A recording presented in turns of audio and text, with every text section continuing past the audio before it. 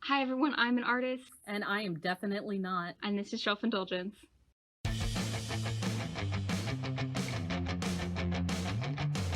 Hello, everyone, and welcome to a special episode of Shelf Indulgence where we're working with our Library Con that is happening right now. If you guys want to check out some other videos that are going on, you can look at our Facebook, which is Clermont County Public Library, or you can go to our website at clermontlibrary.org and see what other Library Con events are going on today. As for Vic and I, we're going to be talking about the difference between manga and graphic novels. And we actually have a little surprise for you after we're done talking here, but we'll get to that in a minute. So, first of all, Vic and I decided that we were going to focus solely on graphic novels in the Western sense and mangas in the Japanese sense, although both of us acknowledge that there are other styles out there that are outside of those two. Yeah, there are a ton of different comic art styles, and we don't really want to go into how many different things we could have compared today, but since the ones that are prolific in America right now are the manga and the actual graphic, not like typical graphic novels that we have here, I think comparing those two and how they've kind of influenced each other is our main focus today. Right. So we're actually going to start with what the main point of difference is from, and like I said, that one is traditionally Japanese and one is traditionally American. And their art styles are what make them considered manga or graphic novels. Yes, and the art styles, the biggest difference between them is really that manga are typically black and white, and there are some colorized pages. There might be a special edition that's color, but most manga are going to be in black and white and then with the tonal backgrounds. But American comics and graphic novels are very colorful. They're usually every issue has color and every page is colored, and they usually have people who are specifically made to do like different art parts of the art process. So there will be someone in charge of colorizing, whereas manga usually has like the artist and the writer, and then they might have some assistants who are doing tones and who are doing line work and stuff. Right, and the way that those characters are presented are a little different too. Whereas in manga, you might see larger eyes, taller bodies, and in graphic novels, you have such a variance. And I don't mean to say that mangas don't have that variance, but traditionally, that is the style for it. And traditionally, in graphic novels, you have more edginess to the character, as in how they're drawn. They're very pointy and very square. Right. The background is usually the more abstract portion of it. And manga do generally have more like sound effects that take up more of the page, whereas you of course have your very iconic sound effects like from Spider-Man in comics, but they don't take up as much room. They're not as central a part of the actual page. Right. And the way that motion is shown in each of them is a little different. Whereas in manga, you might see more of an emotional action happening, where in a comic book, you'll have a physical action that is being shown by moving lines or lines that appear that show it moving and that sort of thing. The other big difference between the two of them is how they're grouped. So traditionally, graphic novels and comic books are grouped by their themes, what they're dealing with. So you have the Batman comics, or you have the Spider-Man comics. These are the superhero comics. These are the slice of life comics and that sort of thing. Comics, Or big one. Right, exactly. Whereas with in manga, the way that they're advertised is traditionally, or the way they're grouped in advertisement is traditionally by who their audience is. So you have different names for those things, like shoujo and shouja, and having those mean, hey, this is for teens, or this is for children, or these are specifically for adults. And you have like Shonen Jump, which is a male-focused manga magazine that has information about them and comic chapters. So they're very focused on, this is the age group we're looking for, and these are the things that might interest them. Well, and that's another good difference to point out, is that traditionally when you have a comic book released, it's released as a like one or two chapters in an actual comic book. Whereas with some manga, they're serial in that they appear in magazines in just one chapter. Some mangas that got their start appeared as serial magazine mangas. And then similar to how we can have the big omnibuses of comics, they do eventually make them into like a full book of a manga, but there are quite a lot that are serialized that just come out week to week, and they're working on them week to week. It's very impressive on both sides how those things come together, and it's very interesting to analyze them. And speaking of analyzing, Vic and I, our treat for you today is that we're going to draw for you. Yep. Vic is drawing in the manga style, and I am drawing in the comic book style. And I would like to reiterate our opening statement: I am not an artist. And I am, but not very well at human figures. I usually do landscapes and architecture, so it's a bit different for me as well. But we also are going to be asking each other some really interesting questions about the different art styles and our experiences with them while we draw. So I think that means I'm up first, right? It's you first, Katie. Okay, here we go. Good luck. Thanks. So I guess I'm drawing first, and I'll be using Stan Lee's masterclass to draw. And you can see my little note up here, the comic head. And while I am drawing said comic poorly and without any training, I will be asking Vic some questions. So you can see Vic over there in the corner. You want to wave to him, Vic? Hi. So I'm not going to show you what the book says is the correct way to draw. You're just going to experience my drawing, and you're going to like it. It's going to be great. Thanks. Okay, so Vic is timing me. We both have 5 minutes. So Vic, if you wouldn't mind starting that timer, and I'll begin.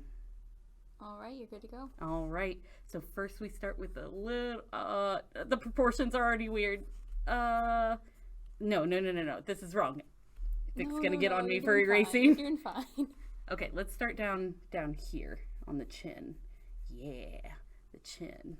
And then we, Okay, so Vic, while I'm working on this balloon head. Yes, it's a very good balloon head. Thank you. It's coming together, I feel. Do you want to tell me what your favorite comic art style is? So for comics, I think putting aside more recent comic styles, because these days there are so many different art styles that are present in comics, I really do think that like the pop art style, even though I'm not very into pop art, the comic styles that came from that kind of influencing that era of comics are really interesting. I love the dot matrix kind of stuff, and the way that they played around with the art form in an entirely new way from before, because it was very flat in the earlier iterations, and they started really playing in that era. I think a lot of those comics are really cool to kind of just read and look at the art and the way that it's working with the comic. Cool. I'm working on the eyes, which is my least favorite part of a head, because I never get them proportional to each other. No, eyes are never the same size. And you can see I've already messed up on my ears here. Ears are also never the same size. It's okay. All of us are unique and different, and that means that my art can be bad. So Vic, next question for you while I attempt to proportionalize the ears here. Is there a comic that you only know because of its art style? So these days it's a lot more well known because it's had like TV and movie iterations, though I haven't really seen any of them. But honestly, the first time I heard about The Watchmen was through its art style. Like I saw the really iconic cover and the designs for the characters, and they really are just entirely different from like the mainstream kind of comics for kids that I had watched, that I had read up until that point, because I was into Archie when I was a kid. I was into like a lot of manga kind of styles, so seeing The Watchmen and the darkness of it and the entirely different art style was really different to me. So it was the first one I took note of as something that was doing something entirely different from what I've seen. And it's also got a really cool color scheme. I don't know how to do noses. That's really cool. I did not expect The Watchmen to be the answer for that one. No, there are a lot of weird comic styles or very iconic comic styles, But I remember the Watchmen as something that was very unique. Even though a lot of it's today, there are a lot of art styles that mimic the Watchmen, are very similar. It was so very dark compared to anything I'd seen so far. Yeah, absolutely. While I try and avoid working on the eyes at all costs. Oh, I always love your hair. Yeah, the hair is my favorite part, which is why I'm putting so much detail into it, because I like doing the hair. Makes sense. My next question for you is, how did you start reading comics? So I definitely had a comic collector father. Like, he is one of those people that goes to the comic store every Wednesday when they all come out. He has his order that he puts in, and he gets this huge stack of comics, and he reads them. And so he started taking me with him, and he would let me pick out something that I thought I would enjoy. And he started me on Archie, of course, because that's one of the iconic kids comics from when I was a kid, the 90s. And I started in on like Scooby-Doo, and I read a lot of the younger like Justice League and like superhero comics, and I fell in love with them. Even though I was only able to get one or two at a time, it was always like a really special time of the week where we go on Wednesday and we get our comics. And so from there, like, I started into things like manga and more advanced comics and graphic novels. But those first few comics were just like the typical single issue comics that you remember from when we used to have a lot more comics around, just published physically. I'm coming back to the eyes, my mortal enemy, while you're talking. And filling them in. I don't know, I'm hoping it'll make them better, you know? That's very sweet. Well, oh no, one looks like a fish. No, what? This one right here looks like a nice little fish. No, I like the tail. It looks great. He has some eyeliner on. Okay, my last question while I work on my least favorite part, more than the eyes, which is the lips. How do you think graphic novels have changed from when they first began to present day? Oh, drastically. You start out with comic panels, and then in the very early ages with Action Comics, they turned into single issue comics, and then they kind of went through their ages: Golden Age, Silver Age, Bronze Age, and now we're in modern comics where there's just a proliferation of comics. There are so many different art styles, there are so many different storylines going on. We've moved away from just doing superheroes and into doing like very dark, mysterious ones. We had a very prolific horror age for a while, and to more of all ages. So there used to be, when I was a kid, I would see the kids comics and I would see the adult comics, and then there were manga that were somewhere in between. But now there's something for everyone, or there's something in the process of being written for everyone, and it's so amazing to see that. You want to give me a time limit here? Yep, you're done. Okay, cool. My favorite part is the lips. I always love your lips. They're always so great. Look at them. They look so realistic. So let me get all of the eraser fuzz away from here, which is going to be different from Vic's because they don't erase ever. I don't erase at all. So I'm going to sign this because I'm very proud of this, and one day I'm going to be a world famous artist. There you go. But you have such a good signature. I practiced a lot. It shows. That is great. That's like actual artist level. I don't know why that was the thing that I was like, I must know, because I thought I was going to be famous. That's why. Oh, of course. Some very good conversation during my very poor drawing. My favorite part, as always, is the hair. I feel like I captured the comic style pretty well on his hair. Got that real blocky jaw too. That's always good. Although he does have a little bit of a dent right here, and that's okay.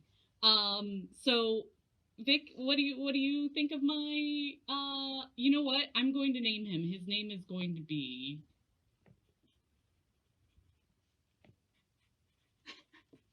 Oh, perfect. Tark Tent. I didn't recognize him without the glasses. So it's hard to draw in the comic style, mainly because I'm not an artist. But really because there's a lot of blockiness that goes into the art style. Mm-hmm. And then the shading is really what makes it the way that it is. Oh, yes. I know that in a lot of like Superman comics, like without those darker hints, and you can see one eyebrow is actually darker than the other. I noticed that, and I really like it, honestly. He's quirky. So I don't know. I've always found the hair and the chin is what makes it very comic-y style, because you always either have the hair like this, where it's like the Flash type of hair, very messy, but still like zigzaggy, or you have the Clark Kent hair where it's all slick together and, you know. Has that one little cowlick. Exactly. You know, the one that comes down like here. Exactly. Gotta have that hair swirl. So that's Tark Tent, everyone. He's lovely. I can't wait for Vic to draw. So it's my turn to draw now. And I am going to do the manga drawing, which I'm going to use this book for. I did have a copy of this when I was a child. I think everyone I was very into it. Yeah, I think everyone had a copy of that who was into manga. But I was also much more into drawing girls then. So today I'm going to be doing a male drawing. Of course, the 3/4 view, because that's the prolific manga drawing image. Sure. So I am ready to start whenever. Okay, well, I will start your timer. Are you ready? Yes. All right, 3, 2, 1. Go ahead. And I definitely don't erase anything, so this is going to be very different from yours. That's a shade at me. No, I appreciate your non-erasure, but I just can't. Or I appreciate your erasure, but I cannot. So my first question for you is, what is your favorite manga art style? So I'm going to preface this by saying that I really enjoy manga art style that is not the stereotypical manga art style, where it's, you know, the bubbly head and the big eyes. So my favorite art style that comes to mind immediately is Nana. And Nana was one of the first experiences that I had where the art style was so stylized to that artist and that author of the manga. So I really enjoyed getting to see that different type. And of course there are other mangas out there that are more stylized. I just have an affinity for Nana, so that's the one that I choose. What you working on there, Vic? I struggled with what I'm doing here. I'm pretty sure I've already done something wrong, but it's fine. You know, comparatively to mine, yours has a very small head. Your proportions are smaller, is what I mean. A very tiny manga head, which is not really fitting for manga, so but I'm following the grid lines, and that's what's important. The oval eyes. The oval eyes of manga. Very fitting. So, like comics, is there a manga that you only know because of its art style? Yeah, so One Piece is the one that comes to mind for me on that one. I remember everyone read it when I was younger, and I knew that it was the really disproportionate limbs and very tall and not consistent art style, which is stylized to the artist. That doesn't necessarily mean that it's good or it's bad. It's just how it was. So as I've never read One Piece, I really only know it because it has that art style on it. I would also hesitantly mention that JoJo's Bizarre Adventure is another one that I know just because of its art style, because that art style is so astronomically different from anything else that we see in manga. It almost compares itself as a manga comic book. It's very strange. So those two art styles are the ones that, like, I know the manga because of those art styles. Interesting. I like the hair that you have going on here. Thank you. I started from a different point today. Uh-huh. Because I'm notoriously bad at the hair. It is a bit harder when you're doing manga hair, isn't it? Manga hair is so pointy, and I am so liney with my art that it just doesn't really fit. So, what was your first manga experience? Let me go back to the days of old. I think I want to say it was Full Metal Alchemist. That was the first manga that I ever read, which I'm not sure is the first manga I would recommend for anyone getting into manga. I mean, it's good. It's just very dark at points. So it really depends on what your reading style is. But I love that manga. The story is so well written, and it's so engaging, and the two main characters are so lovable and just it was a very good experience for me to start into manga, as there are some other mangas that if you started with, I think you would be deterred from manga entirely. And I also love Full Metal Alchemist, so I agree with you there. Mhm. It's quite good. It's very good. And I like the art style, but that's more of a traditional manga art style. Definitely. So, if you really enjoyed Full Metal Alchemist, what is your favorite manga? Actually, I have my favorite manga right here next to me. It's called Library Wars, and it's written by Kiro Yumi. It is a book or a manga that is about a time in the future when libraries have become, or books have become more censored, and they the library is like on the forefront of trying to keep books out for the public to be, no matter what censorship is out there. And so it's like this, it's kind of like this juxtaposition where you have libraries as they traditionally are seen in our time, but then you have like armies of librarians that are fighting against the censorship army. It's very interesting and it's very cute. It's a very traditional art style. It's a very easy read, I would say. It's not dark in any way. The main character is very lovable, and very, there's a romance aspect to it, obviously, and it's very cute. It's probably, I mean, it is my favorite manga. It's my comfort manga. It's very good. Well, Vic, it looks like your time is up. Do we want to talk about what you've made for us? I've made a boy. I've definitely made a boy. You have made a boy, yes. Yep. I did erase this time. I erased my noticed. little lead lines, so this time you have a little bit more of a view of his face. Mm-hmm. And I don't know. I feel like I think I'm just gonna name him Uh-huh. Tom. Ah, I Tom. love Tom. This is Tom the anime boy. Very traditional anime name there is Tom. I know. I pulled from the deepest wells of my anime knowledge. That's fair. That's fair. And Tom is very indicative of the typical anime boy. Manga art styles are so difficult to draw because those eyes are just so large. And I mean, not just the difference between yours and my drawings, because obviously each artist is going to have their own style. It's so vastly different from Tark Tent. Oh yes. That, like, just in general, the facial structure, the hairstyle, the eyes. The eyes are like so perfect to the manga art style. I'm very impressed with You them. gotta have those big like bubbles in the eyes. So, of course. can I ask you this? No shade, but is his mouth open? Yes. Oh, okay. He's His mouth talking. is open. Okay, I wanted to make sure. This little, I didn't erase. I'm going to cheat. There we go. Look at that Cheated. little open mouth. Well, neat.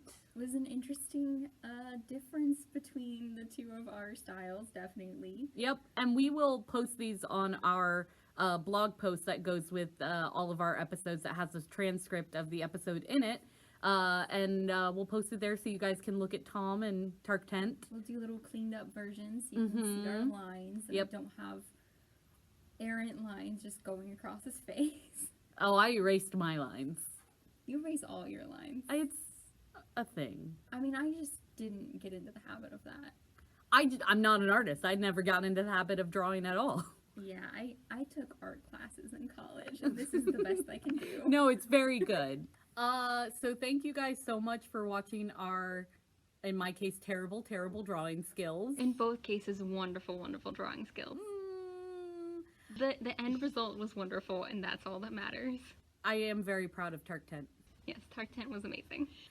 Remember, you guys, Library Con is happening right now, so head over to our Facebook, which is Clermont County Public Library, and our website, clermontlibrary.org, to check out the other events that are going on. And thank you guys so much for joining us for this special episode. I'm Katie. And I'm Vic, and this has been Shelf Indulgence.